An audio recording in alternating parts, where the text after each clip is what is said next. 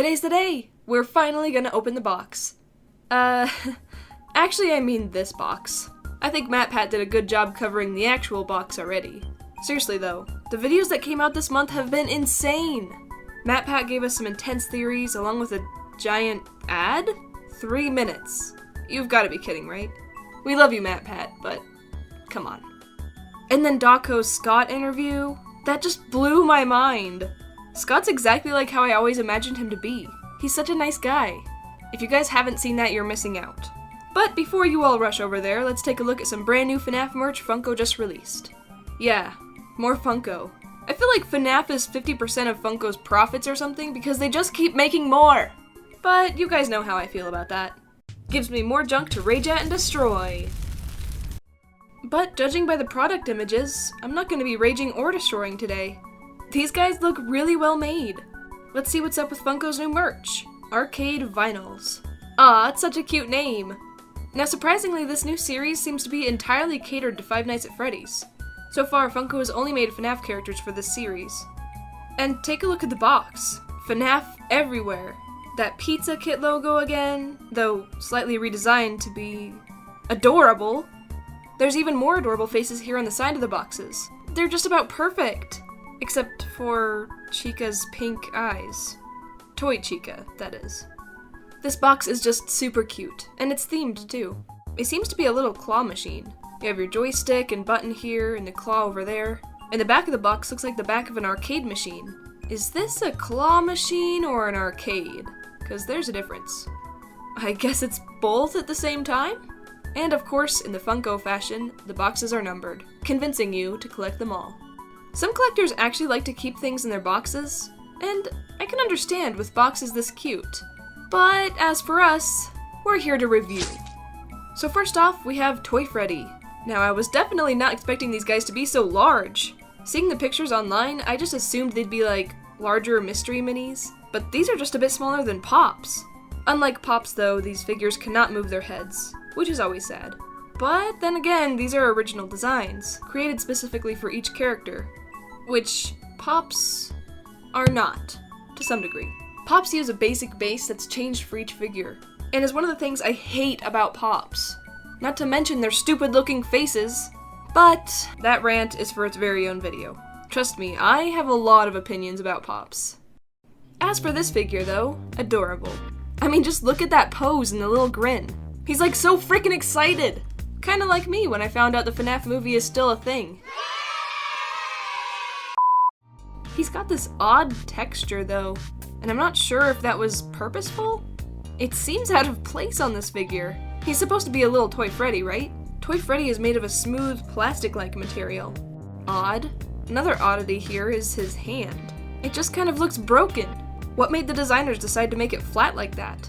Wouldn't it have made more sense from a viewing perspective, and a realistic sense to have his hand slightly angled instead of just flat? It just looks a bit strange. And one last design choice that I'm completely lost on is the trademarks. Usually these go on the bottom of figures and toys to not disrupt the actual design. But no, here they put them on his feet, which are right in your face when viewing this thing. How stupid is that? This figure has problems, which is sad. I really had high hopes for these. Let's all pray the next figure is better. Nightmare Freddy, our second arcade vinyl. Now this is just adorable! And luckily, all my complaints about Toy Freddy are fixed here. That odd texture is present, but it's combined with another bumpy texture that works just fine for a character like Nightmare Freddy. Although it is quite inconsistent. He doesn't even have a texture on his hands. But hey, at least his hands don't look completely unnatural. They're tilted out, unlike Toy Freddy's. And thank the Lord the trademark information is on his booty and not his foot. Sorry, Toy Freddy. It's obvious who's better here. Although he's called Nightmare Freddy, this little guy looks more like a Freddle. He's got the wide eyes, and even the withering on his face is more accurate to a Freddle than Freddy. The only thing that really ties him to Freddy is the bow, and his Toy Freddy feet? Gosh dang it, Funko! I just got done complaining about how Pops are rehashes of each other, and you hand me this? Yeah, it's pretty obvious Funko used this Freddy body twice. Which is really odd, because this is the only time they've done this in this new series. All of the other ones are completely original. I guess this is still a cool figure, though. Much better than Toy Freddy, and easily something I'd buy to display. Now on to our third arcade vinyl. Plush Trap! Yay! Finally another piece of merch for our poor left-out Plushytronic. An adorable evil little plushie animatronic bunny that you have to face off against at the end of every night in FNAF 4. Even though he's a big part of FNAF 4, merch companies seem to not really think so, as there is literally only 3 toys of him so far.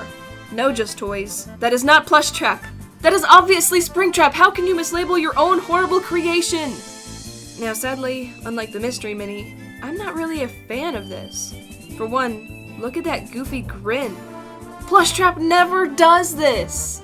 Plushtrap never has just had his under eyelids up like this to give him this sort of devious smile. Darn you, random source filmmaker animator! You caused this, didn't you? Not only that, but this figure is just inaccurate in other ways. The shape of his jaw is very wrong. Instead of being very long and slim, Plushtrap's jaw has this very distinct curve, which they totally didn't do. I'm glad they gave him the 3 segmented ears, but still, they're too small compared to his enormous head. I don't know, guys. This figure isn't that bad, it just bothers me for a lot of reasons. I'm not gonna hate on someone who likes this, it's just not something I would want. Now for number 4, Foxy! Now this is quite the change. The other figures we looked at earlier all seemed to be like miniature animatronics. But now we have a plushie? Although, Plushtrap is seemingly a small animatronic plushie. So maybe Toy Freddy and the Freddle are also in this toy group? Kind of like little Furbies or Wevlubs. What's a Wevlub, you ask? Oh, just this horrifying animatronic doll that likes to give birth. Yeah, I had one as a kid. This is the reason why I can't sleep at night. Here comes baby! Here comes baby!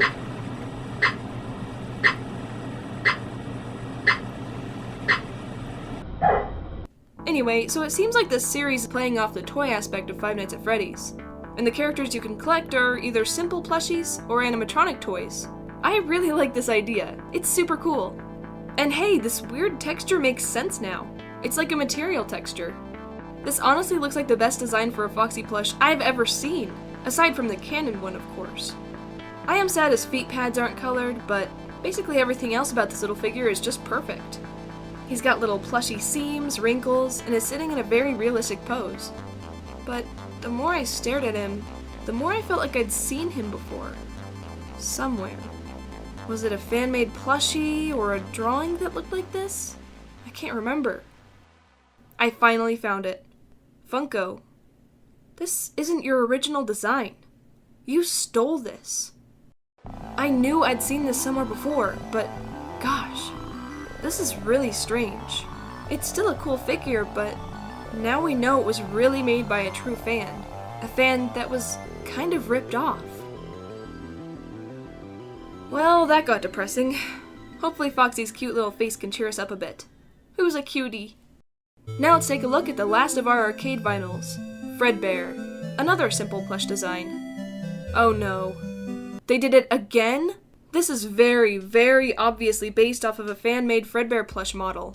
An extremely popular model, that is. And no, you can't tell me this is Scott's canon design. Look at this comparison. It's very obviously not. The Foxy plush could have been an accident. It's not exact, but with this one, there's no way this was just a fluke. Why didn't they just make their own design? Or use Scott's official design? It just feels wrong. What do you guys think about this situation? It's not really something I'd ever thought Funko of all companies would do. Funko, this is a new low for you. If anyone has any information I don't about these models, like their creators' names and if they were ever asked to use their designs, please post it in the comments. I'll be sure to favorite it so that everyone can see. I am truly sorry that Funko is getting a cut of your design. They should have asked, or at least paid you. It's just a weird, complicated situation, and we have no answers. I don't really know what to think about these figures anymore. I've never really dealt with this sort of situation, and it really puts things into perspective. I'm happy that these first 3 exist, and didn't ride off of anyone else's work. But these other 2, they're just cute little figures loaded with controversy.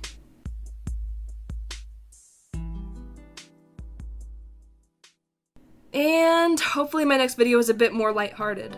I am not a drama channel, and never want to be. Thank you guys so much for watching. I hope you all have an awesome Friday. But wait, before you go, check this out. My adorable bearded dragon Alduin had babies this year. Like 80 of them. Seriously, I have a lot of baby dragons. So I actually started a website to sell them. Yes, you can get a bearded dragon from me. If you're interested or just want to look at some cute pictures, go to dapperdragons.com. Keep in mind, I can only ship within the US. Thanks, guys!